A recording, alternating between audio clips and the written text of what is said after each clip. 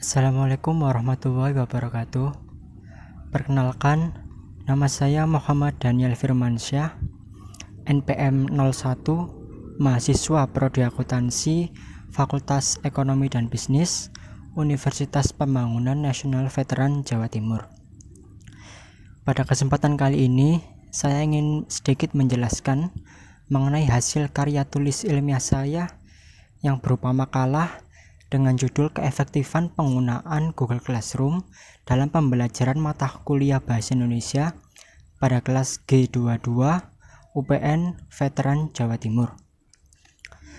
Alasan peneliti memilih topik tersebut adalah karena diawali dari keresahan yang dialami oleh peneliti akibat adanya pembelajaran daring.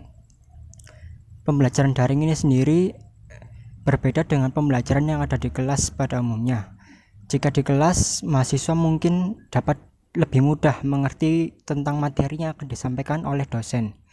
Sedangkan pada daring, mahasiswa cenderung sulit untuk bertatap muka dikarenakan banyak faktor, misalnya seperti terkendala masalah jaringan internet ataupun kuota.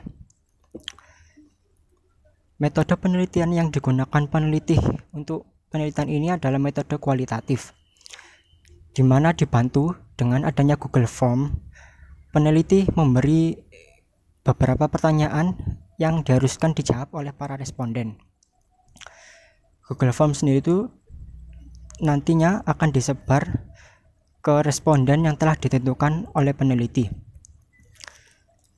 Data penelitian yang digunakan untuk penelitian ini ya dibagi menjadi dua. Yang pertama adalah data primer, yang kedua adalah data sekunder. Pada data primer, yang digunakan adalah mahasiswa mata kuliah Bahasa Indonesia kelas G22 UPN Veteran Jawa Timur, yaitu sebanyak 38 orang mahasiswa. Sedangkan data sekunder dalam penelitian ini adalah berupa artikel, skripsi, buku, jurnal, internet, dan masih banyak lain, di mana data tersebut masih berkaitan dengan penelitian yang dilakukan oleh peneliti. Yang selanjutnya adalah mengapa Google Classroom dapat dinilai efektif. Hal tersebut berdasarkan hasil penelitian yang telah dilakukan oleh peneliti bahwa terdapat faktor-faktor yang menyebabkan Google Classroom menjadi sangat efektif. Yang pertama adalah cara pemakaian Google Classroom itu sendiri. Google Classroom memberikan penawaran berupa fitur-fitur yang sangat banyak dan variatif, yang tentunya berguna untuk menunjang kegiatan perkuliahan. Sebagai contoh, salah satu fiturnya terdapat fitur pengumpulan tugas, di mana mahasiswa dapat mengumpulkan tugas secara langsung kepada dosen. Jadi penghubung antara mahasiswa itu adalah langsung dengan dosen. Jadi tugasnya tidak perlu disampaikan melalui platform kelas yang dapat dinikmati oleh banyak orang. Jadi jawaban tersebut dapat tetap terjaga, yang mengetahui hanya mahasiswa dan dosen itu sendiri. Selain itu, cara pemakaiannya juga terbilang mudah. Aplikasi ini tergolong sangat simpel dalam hal pemakaiannya karena berbagai macam fiturnya sudah jelas tersedia dalam aplikasi tersebut. Yang selanjutnya adalah hemat kuota internet. Google Classroom ini tidak dapat dipungkiri sangat hemat kuota internet karena Google Classroom cenderung tidak memerlukan banyak video di dalamnya. Dalam Google Classroom, dosen hanya perlu membagikan materi kepada mahasiswa. Materi tersebut dapat berupa PowerPoint, Microsoft Word, laman web, atau hal yang lainnya. Jadi mahasiswa dapat dengan mudah untuk mengunduh materi tersebut dan memahaminya. Tentunya unduhan tersebut tidaklah besar jumlahnya karena datanya hanya berupa PowerPoint, Word, dan sebagainya. Yang selanjutnya adalah Google Classroom ini bisa diakses dimanapun dan kapanpun kita berada.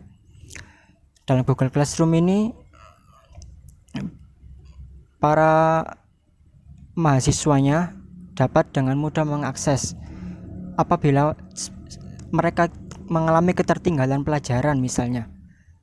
Mereka tidak perlu khawatir akan terlewatkan mata kuliah yang telah ditempuh, karena mahasiswa dapat melihat materi yang diberikan oleh dosen tersebut kapanpun dan dimanapun. Hal tersebut karena pada Google Classroom ini sifatnya menyimpan materi yang telah dibagikan oleh dosen tersebut.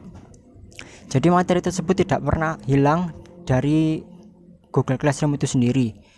Dengan catatan mahasiswa tersebut masih join pada kelas tersebut dan dosen tidak menghapus materi yang telah diberikan tadi. Hal ini tentunya mempengaruhi Google Classroom bagi kegiatan pembelajaran.